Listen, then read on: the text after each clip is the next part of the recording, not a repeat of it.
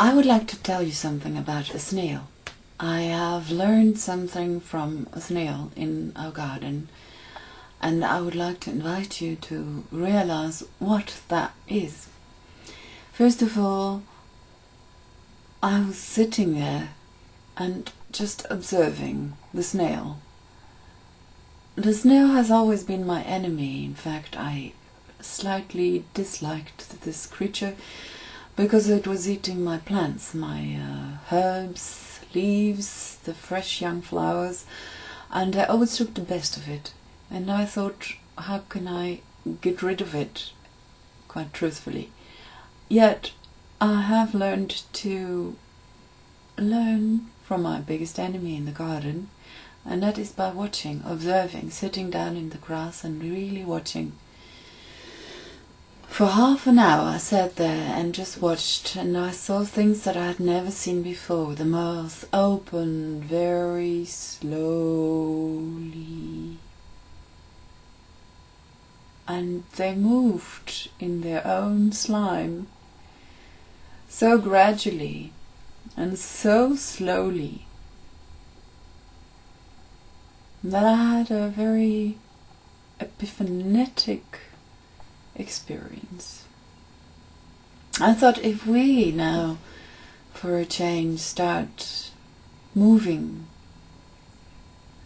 talking, speaking, and thinking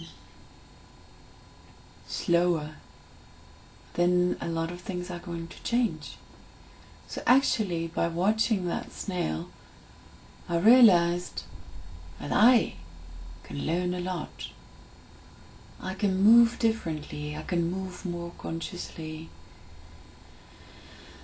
I can breathe more consciously,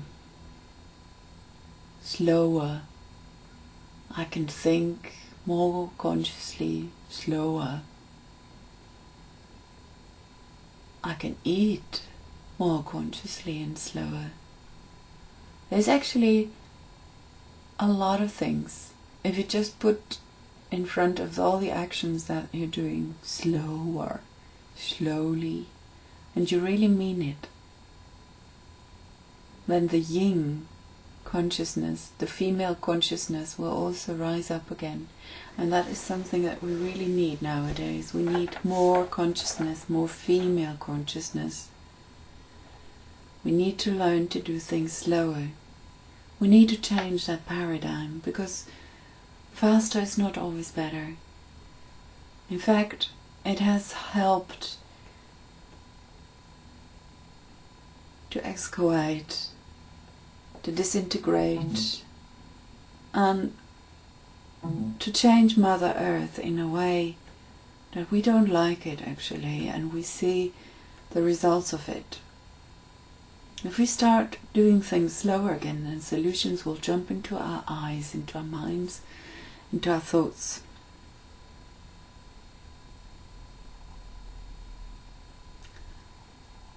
We need to step back in speed, a la snail.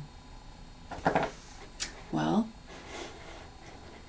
thank you very much for your time and attention.